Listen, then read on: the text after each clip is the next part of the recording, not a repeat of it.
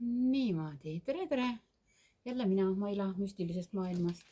Nii lubasin teile eile teha ühe väikese sellise lühikese video, mis on õpetuseks siis teile, kuidas saab ise teha, no niimoodi, et otsustada valikuid südame järgi, mitte mõistuse järgi või et ei peaks kellegi käest küsima, vaid saakski ise hakkama.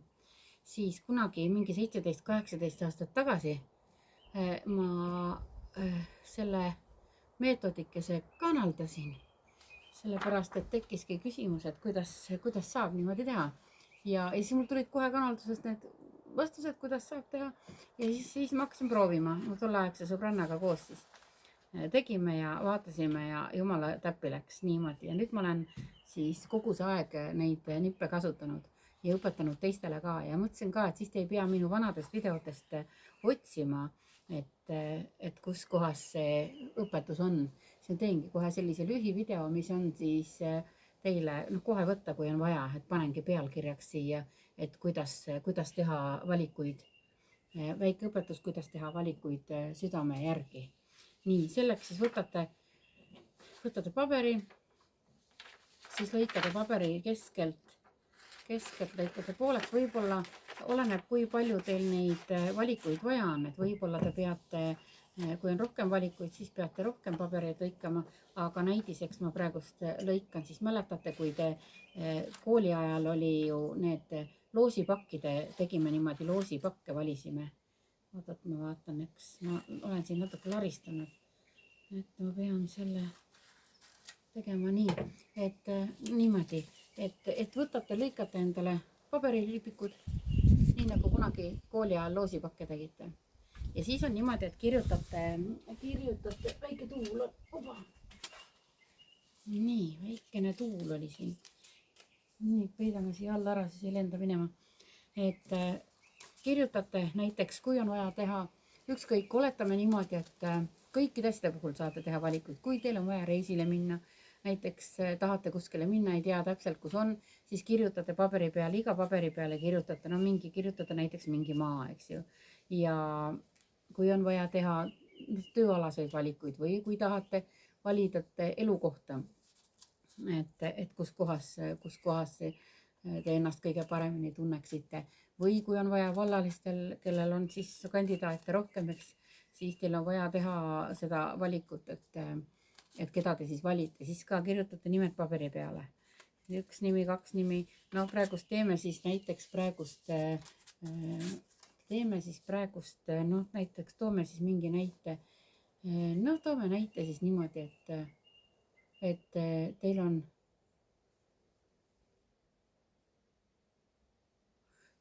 teil on vaja näiteks valida, no toome elamise näite, siis panete iga selle peale kirjutate eraldi, hakkame siit peale mingi näiteks Järvamaa, võite linnadega ka, on ju, siis iga ühe peale kirjutate siis selle valiku, jälle valik ja siis ühe jätate alati tühjaks.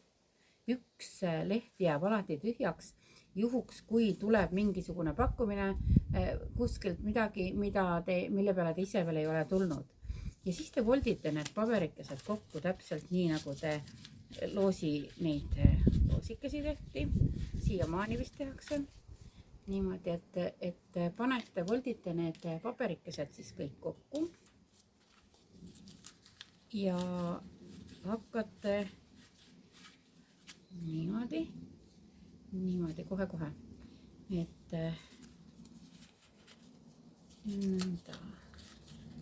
ma lihtsalt võtan siin näiteks mingi 3 tükki selle näite jaoks, sest ega ma ei pea siin neid kõiki ära võttima.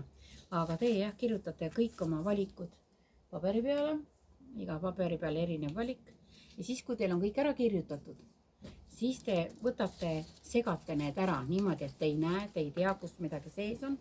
Ja alles siis nummerdate pealt ära, näiteks 1, 2, 3, 9, ühesõnaga nii palju, kui teil neid on. Ja siis võtate kõrvale endale tühja paberi ja siis pliiatsi ja siis näiteks võtate suvaliselt ühe kätte, vaatate, mis number on, ja mul on siin pärast 3, panen siia number 3 ja siis võtate selle kätte ja hakkate küsima enda käest küsimust, et kuidas ma tunnen ennast siis, kui ma teen selle valiku. ja siis te lihtsalt tunnetate neid tundeid.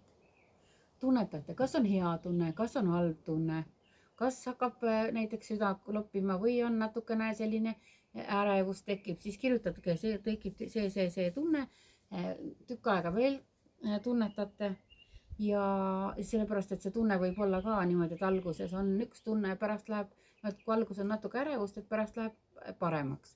Aga kui läheb see ärevus halvemaks, siis kirjutatki endale kirja, et ärevus, ebameeldiv ärevus läheb halvemaks.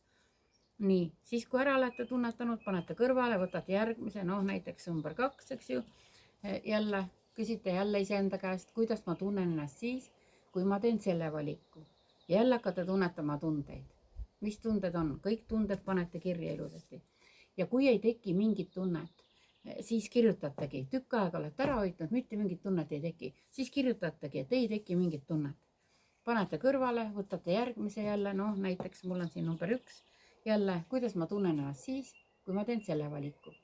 Ja siis jälle tunnetate, kirjutate kirja. Et ükskõik, mis tunded on. Isegi kui hakkab, näiteks tekib selline klomp kurku või kirjutategi, tekib klomp kurku, sest pärast te saate aru, mis pärast need tunded on. Sest ei pea üldse nuputama seda, et ei tea, mis nüüd sees on. Huvitav, et selline, see vist on see, et ärge üldse hakkage mõistusega vahele segama. Sellepärast, et nii kui te mõistusega vahele segate, nii see tunne läheb kõrvale, hakkab mõistus tööle ja siis te ei saa enda seest õiget valikut.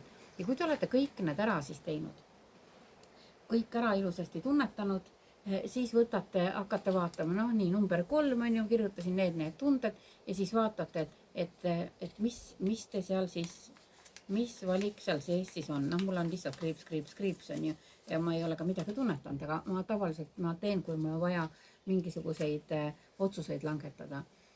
Sest ühe käest küsid, teise käest küsid, siis on tavaliselt niimoodi, et igaüks vaatab oma tunde pealt, igaüks vaatab selle mõistusega selle pealt, mis on kasulikum. Niimoodi, et tema arvates, mis on kasulikum, kas teile või siis, miks mitte ka temale endale. Sellepärast ongi vaja tunnetada ise ja oma sisetunde pealt, sellepärast, et keha ei peta, et see tunne teie sees ei peta kunagi. Ja siis vaatate, et okei, need tunded on ju vaatate, mis meil oli praegust vist oli, mis iganes katset me tegime elukohtade suhtes näiteks on ju. Ja siis vaatate, mis koht on ja panete siia endale sulgudesse taha kirja, vot nii see koht oli. Siis jälle järgmine vaatate, mis järgmine, jälle vaatate ära, mis olete siia kirjutanud, vaatate, mis koht on, sulgudesse kirjutate selle koha ja siis kui niimoodi olete kõik läbi katsetanud, siis on selline asi, et siis vaatate kõik need valikud või need asjad, mis siin on, mis on negatiivse tundega, siis need jätate oma elust kõrvale, need tõstate välja, praagite välja. Et ei hakka mõistusega mõtlema, et ei näe ikka, kas see on ikka mul koduligidal, näiteks töökoht on ju, või see on mul ikka nii koduligidal, mis sest, et siit natukene on ju, ja valka saab pähega, aga ta on mul koduligidal, ma ei pea välja ka kuskile minema. Et see ei pruugi olla üldse õige asi teie jaoks. Nii et need tunded, mis siis tõesti olid hea tundega, need jätate oma valikus siis. Ja kui nüüd see uus valik, aga kui ei teki mingit tunnet, siis selle tõmmate kohe kõrvale. Seda ei ole üldse vaja. Ja kui nüüd see tühi leht tuli teie jaoks väga hea tundega, siis on niimoodi, et nii kaua te tegelete nende asjadega, valite endale seda, mis siis teie jaoks oli siin parasjagu kõige parem, mis tekitas kõige parema tunde ja siis järelikult teile selle valiku kaudu tuleb midagi, mis on veel paremat teie jaoks. Nii et kõik halvad, ebameeldivad, kõik praagite kõrvale. Sellepärast, et kui need teadmised on antud niimoodi, siis saab neid kasutada, et ei pea käima, elu ei pea olema raske ja kõik ei pea käima igasuguseid ämbreid läbi või niimoodi, et hea küll katsetan siin, katsetan seal. Et muidugi alati saab kogemusi juurde, kogemuste võrra rikkamaks, aga lihtsalt, et te iseenda energiat liiga palju ei raiskaks valesse kohta.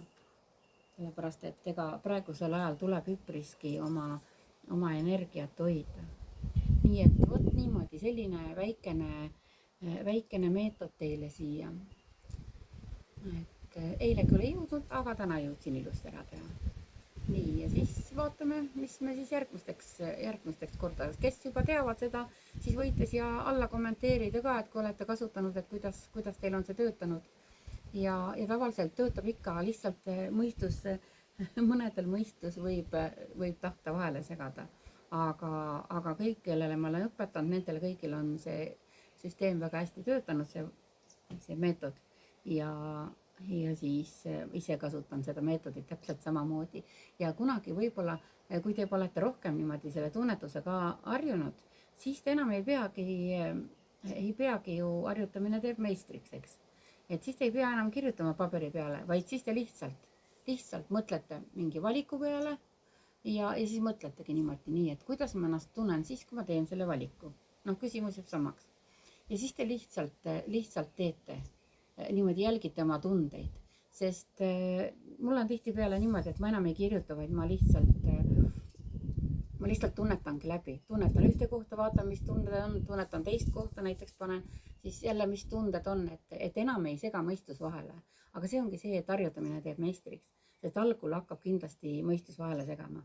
Sest noh, oleme ausad, eks ju, me oleme läbi elu tulnud ja kogu aeg pidanud ikka ju mõtlema ja vaatama, kuidas paremini hakkama saada, kuidas siis on, igaüks tahab, et tema jaoks oleks hea ja kasulik. Ja siis teeme oma otsused ja pärast mõtleme, et joh, ei oli mul vaja sinna kohta minna nüüd, et kus mu mõistus ennem oli. Noh, mõistus oli oma koha peal, sellepärast, et mõistus ongi mõistus. Aga tunne on selle pealt, mis teie hing vajab. Et mõistus ikka, mõistus peab olemagi, et ega ilma mõistuseta ka ei saa ju toimetada.